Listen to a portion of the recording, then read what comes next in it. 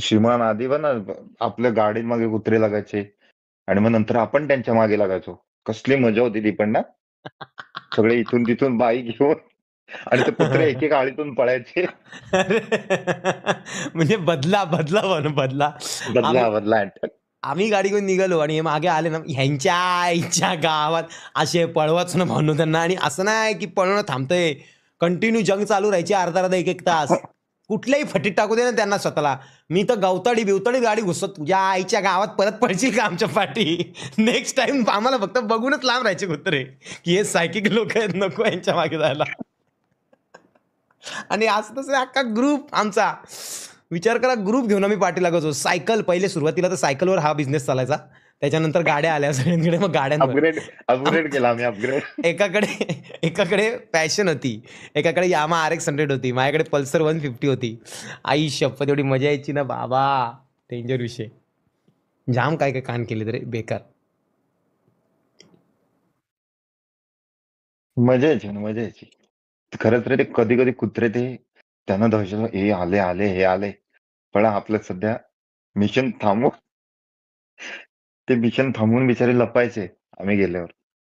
हे पण कुत्रे हुशार असतात. आम्ही त्यांना माहिती आहे की आपल्याला धोका कोणापासून आहे, ते लांब राहतात बाबा. की एखादा असेल ना त्याला ते नडतात, पण एखादा खरंच विचित्र असेल ना ते लांब राहतात. नाही नाही, हे आपल्याला बजेटच्या पलीकडचं, यांच्यासनं लांब राहू, हे जरा जाम बेकार विषय दिसतोय. नाही, खतरनाक होता रे, खतरनाक सीन होता तो.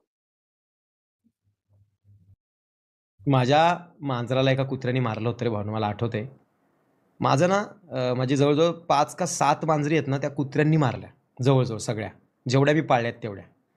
आणि एक मांजर जेव्हा एका कुत्र्याने माझ्या डोळ्यासमोर पकडली रे, आणि तिला पकडली आणि अशी अशी अशी केली आणि फेकली गटारात. आणि ती एकदम अशी कोमात गेली. तर मला राग आला, मला सहन नाही झालं. तो हिट ऑफ द मुमेंट होता. मी धावलो त्या कुत्र्यावर आणि मला दगड हातात भेटली, मी जोरात मारली दगड, आणि ती दगड लागली त्याच्या पायाला आणि तो पाय तुटला त्याचा डायरेक्ट. तो लंगडत लंगडत गेला. आणि तो कुत्रा माझ्या मित्राचा होता, म्हणजे त्यांनी पाळला होता, गावठी कुत्रा होता, त्यांनी पाळला होता. तर मग त्याच्या माझ्यात भांडणं. मग त्यांनी पाय बी त्याचा नीट केला प्लॅस्टर विस्टरमध्ये, पण तो लंगडतच होता त्या शेवटपर्यंत. त्याची आणि माझी खुन्नसच, की हा मला दिसणार तिकडे. म्हणजे आम्ही चॅलेंज दिलेलं त्याला, मित्राला पण, बाबा दोस्ती बिस्ती गेली तेल लावत, मला तो जिकडे दिसणार ना त्याला मी तोडणार, तुला काय करायचं ते कर. इकडे आई बी पण मला नडते. आई बोलते, अरे हो कशाला हे सगळं नको. मी बोललो, नाही नाही आई, माझ्या मांजराला मारले, मी त्याला ठार मारणार, त्याशिवाय नाही. आणि तो कुत्रा पण एवढा हुशार होता अभि, तो बाहेरच यायचा नाही. त्याला कळून चुकलेलं की हा आपला कैवारी झालाय, विषय क्लोज आहे याचा. कैवारी नाही, काय म्हणतात त्याला, वध करणार, वध करायला आलाय हा भिकारी, हा खचकवणार आपल्याला, म्हणून तो आला नाही. तो लंगडत बिंगडत असा तसा करत तिकडे. पण नंतर नंतर मग ते थोडंसं जुनं झालं, मग माझा राग निवळला, मग मला वाईट वाटलं. मग मी त्याला आवाज बिवाज दिला, तो नाही यायचा.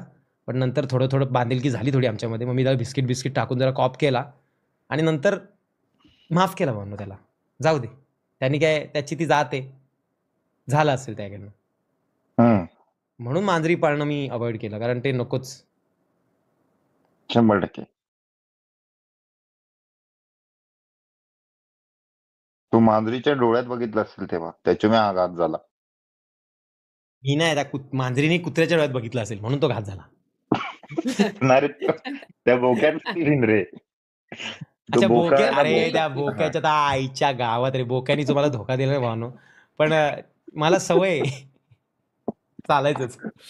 अरे पण तुम्हाला 1-2 त्यांच्या डोळ्यात वाजल्यानंतर काय बघितलं. सुचतंय, कसं सुचतंय तुम्हाला? अरे नाही, बोक्याने बेकार विषय केलेला बाबा. अरे लहान पिल्लू मी आणलं घरी का, त्याला वाढवलं विडवलं भावनो, आई मी बाबा फुल त्याला प्रेम करायचे. आणि ना बाहेर कुत्रे त्याला खाणार म्हणून मी त्याला बाहेर नाही जाऊ द्यायचो. त्याला मी गळ्यात दोरी बांधायचो आणि बाहेर घेऊन जायचो, आणि मग शिसू त्याची झाली का परत हात घेऊन यायचो. हा आमचा डेली बिझनेस. आणि तो मोठा झाला एकदम गपगुबीत. आईने त्याला एवढा खावडला होता ना, असा रट्ट्या भुप्प्या, एकदम मस्त रे, एकदम मस्त. पण त्याला लागला बोकिनीचा वेड. तो थोडासा ह्याच्यावर होता, म्हणजे प्रेमाच्या ह्याच्यात होता तो थोडासा. मग त्याला जायचं होतं बाहेर, पण बाहेर गेला तर मर्डर होऊ शकते याची, कारण कुत्रे डेंजर आमच्याकडचे. त्यामुळे त्याला बाहेर मी अलाव नाही करायचो, मी त्याला घरातच ठेवायचो, की घरात फिर. एकदा तो बाहेर गेलेला आणि कुत्रे त्याच्या मागे लागले भावनो. आणि आमच्याकडे खंडर आहे, तो त्या खंडरमध्ये पळाला आणि एका असे घुशी बिशीचं बीळ असतं ना, त्या इलाक्यात जाऊन तिकडे कोपऱ्यात असा विटेच्या मागे लपून राहिला आणि फुल घाबरला होता, मळला होता, काळा कुट्ट झाला होता. पांढरा बोका होता, काळा बिळा झाला. तो घाबरलेला. मला वाटलं ह्याची पण विकेट उडली.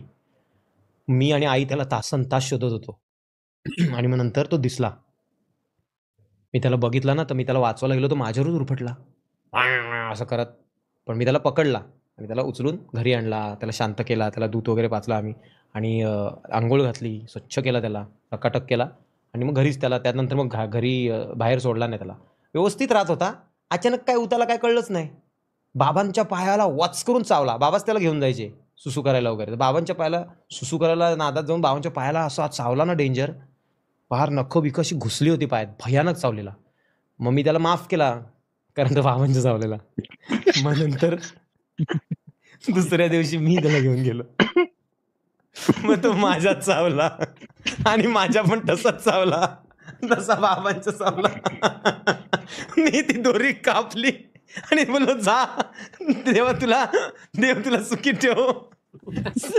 बोक्याला मुक्त केलं जागेवर. नको बोका आईची कटकर. आता बोका तिकडून जर पळाला ना भावनो, तो परत कधी येऊच शकला नाही आमच्या इलाक्यात. म्हणजे कधीच त्याला बघितलं नाही.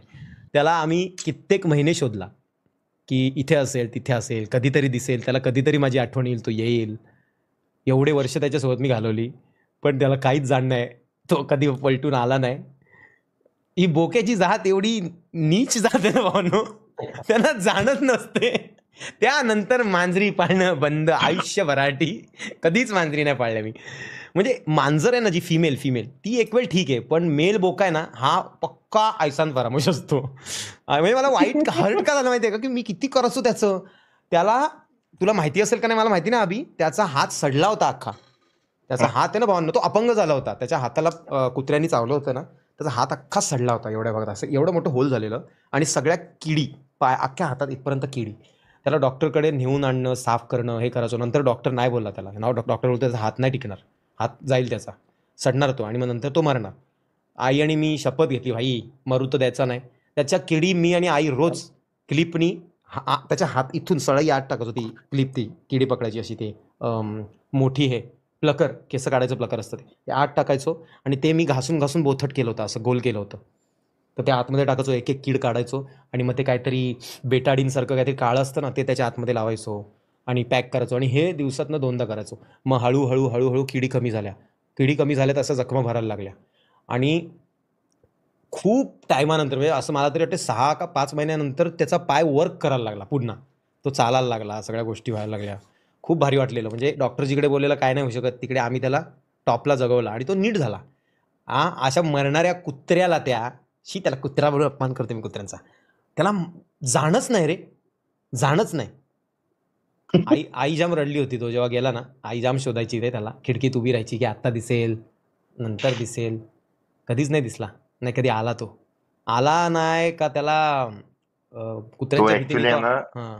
पंचमहाभूतात विलीन झाला. जिवंत तिकडून निघून गेला ना. नाही वाईट वाटलं रे भानवण तेव्हा. तो आलाच नाही आला.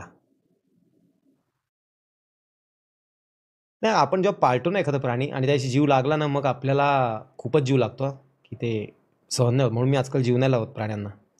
सिम्बा पण आहे आपल्याकडे, पण मी त्याला जाणून म्हणजे जीव नाही लावत जास्त. कारण मला माहिती आहे मी जर त्याला जास्त जीव लावला ना, तर मला तेवढाच त्रास राहील.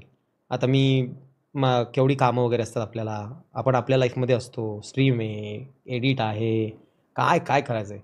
मग तेवढा टाईम मला नाही मिळणार मला माहिती आहे. मी तेवढा टाईम त्याला देऊ नाही शकणार आणि मला त्रास होईल आणि त्यालाही त्रास होईल. म्हणून मी तेवढा टाईम नाही देत. खरंच रे खरंच. सिम्बाची लाईफ तर मला असं ना, मला ऐरोलीची गॅलरी आठवते रे. नाही अभि त्याची लाईफ चांगली आहे. अशी ऐरोलीच्या गॅलरी सारखी नाही त्याची लाईफ. त्यात तर अक्षरशः म्हणजे ते काळा पाण्याची शिक्षा. तिथे तो स्वैर तर फिरतोय अख्ख्या एरियात चिलमध्ये. त्याला मी आता आजकाल आहे ना, त्याला मी काढतो आणि सोडून देतो. तेवढ्या भागात तो फिरतो आणि मग थोड्यानंतर त्याला सोडतो. त्याची एनर्जी जरा हे करतो. तो पळत बसतो नुसता इकडे तिकडे ना. त्याला तिथे सोडला असता रे त्या एरियात गाड्यात तिकडे, पण तो गाड्यांची वायरी खातो बाबा. ती दहशतच बसले. आणि आता चुकून डेंजर कंपनी. BMWची एखादी वायर खाल्ली किंवा त्याच्यावर झेप घेतली तर मी तिकडे बाबा डायरेक्ट दोरखंड लटकवेल आणि तिच्या वरती मी असं लटकेल BMWच्या वरती. मला नाही सहन होणार आहे सगळं. डेंजर आहे बाबा. त्रास होतो भावनो. नाही अरे सिम्बाचे स्क्रॅच अजून आहेत असं गाडीच्या चारी बाजूला. मग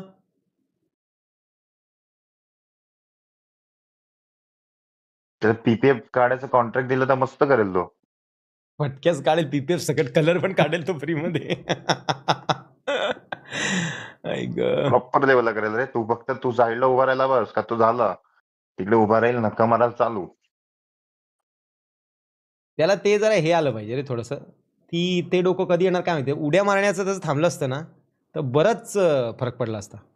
तो थोडा शांत झाला ना भावांनो तर मग त्याला आपण डायरेक्ट रूम बीममध्ये ठेवू शकतो. बाकी त्याला ते शिकवणं सोपं आहे की शी तिथे करायची वगैरे तो ऐकतो ते. पण ते रूममध्ये ठेवणं त्याला तो खूप एनर्जेटिक आहे तो. सो त्याला काही कळतच नाही येड्याला. तो डायरेक्ट ठोकाठोक उडवा उडव करतो तोडातोड करतो. शांत राहतच नाही रे तो. एक दिवस त्याला आपण आहे ना असं कुठेतरी घेऊन जाऊ जंगला बिंगलात. बाहेर बाहेर हा बरोबर बोलला आता. हा आपल्यासोबत फिरवू आणि त्याला ना असं पळू दे. हवं तेवढं पळू दे. आपण एक अभ्यास करू त्याच्यावर की हा शांत होतोय का आणि त्याला सोडून त्याला द्यायचा असं डायरेक्ट. आहे ना असं धबधबा वगैरे असेल थोडस असं ट्रेकिंग विकिंग करता येईल ना असं पाहिजे. तो जरा खुश होईल आणि तो पण थकेल जरा. तो त्याला पण समजू दे ना तो थकतो वगैरे. त्याला समजायला पाहिजे की त्याला पण थकवा वगैरे लागतो. नाही आणि तो जर तेव्हा असं वाटलं ना की हा आता कंट्रोलमध्ये आहे तर मग भारी काम होऊन जाईल. मग त्याला सोडायचा हा का जंगलात सोडायचा आपल्या सोबत चालतो का बघायचं तो. हम्म आता हे बघा आता कुत्रा आहे अरे तो तर आपली जागा शोधू शकतो. त्याला सोडायचा आणि तो किती फॉलो करतो गोष्टी. आणि जर सोडल्यावर जंगलात ना तो गायब झाला तर नाही रे धोका नंबर 2. तो गायब झाला तरी त्याची भीती नाही वाटणार रे कारण तो तुम्ही एअरटॅग लगाव ना त्याला एअरटॅग जाऊन लावून येईल. द्या ना एक तुमचा एक. अरे काय मिस्टर गोलेमॉन एअरटॅग आहे ना तो कसा काम करतो माहिती का तुला. आपण फॉरेनला नाही राहत.